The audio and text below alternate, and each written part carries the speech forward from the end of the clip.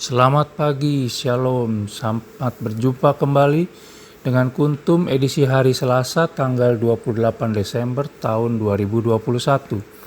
Hari ini warna liturgi kita adalah warna merah. Adapun struktur bacaan kita pada hari ini diambil dari kitab 1 Yohanes 1 ayat 5 sampai dengan 1 Yohanes 2 ayat 2. Mazmur tanggapan diambil dari kitab Mazmur 124 ayat 2 sampai dengan 5 dan ayat 7b sampai dengan 8. Injil kita pada hari ini diambil dari Injil Matius 2 ayat 13 sampai dengan 18. Adapun kuntum pada hari ini mengambil tema berjalan dan bergumul bersamanya. Struktur bacaan pada hari ini sama dengan struktur bacaan pada hari Senin tanggal 28 Desember tahun 2020 yang lalu.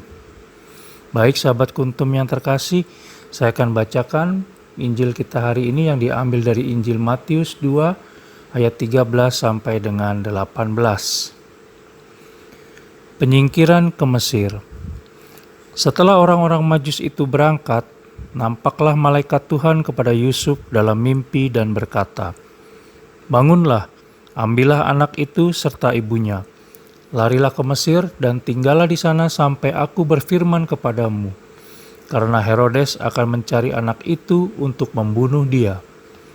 Maka Yusuf pun bangunlah, diambilnya anak itu serta ibunya malam itu juga, lalu menyingkir ke Mesir dan tinggal di sana hingga Herodes mati. Hal itu terjadi supaya genaplah yang difirmankan Tuhan oleh nabi, "Dari Mesir kupanggil anakku." Pembunuhan anak-anak di Betlehem. Ketika Herodes tahu bahwa ia telah diperdayakan oleh orang-orang Majus itu, ia sangat marah. Lalu ia menyuruh membunuh semua anak di Betlehem dan sekitarnya, yaitu anak-anak yang berumur 2 tahun ke bawah sesuai dengan waktu yang dapat diketahuinya dari orang-orang Majus itu. Dengan demikian, genaplah firman yang disampaikan oleh Nabi Yeremia. Terdengarlah suara di Rama, tangis dan ratap yang amat sedih.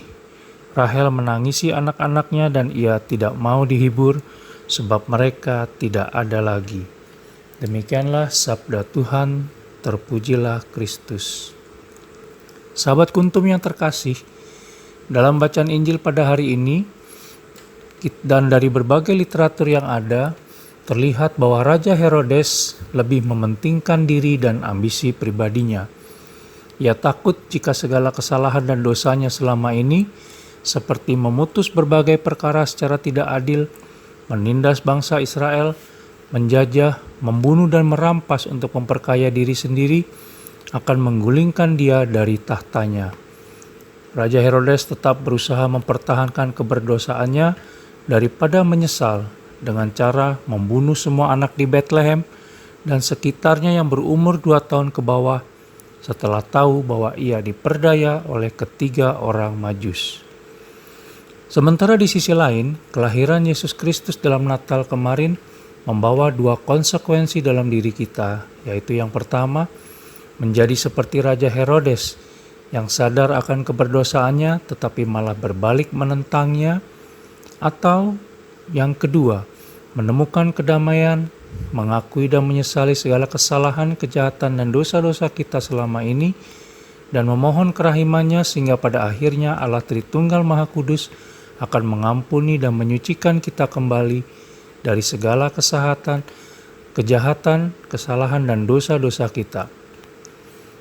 Bila kita memutuskan untuk menjalankan kedua konsekuensi di atas, maka hal ini sejalan dengan bacaan pertama pada hari ini yang diambil dari kitab 1 Yohanes 1 ayat 5 sampai dengan 1 Yohanes 2 ayat 2, khususnya pada ayat yang ke-9 dari 1 Yohanes 1. Di sana dikatakan, jika kita mengaku dosa kita, maka Ia adalah setia dan adil, sehingga Ia akan mengampuni segala dosa kita dan menyucikan kita dari segala kejahatan.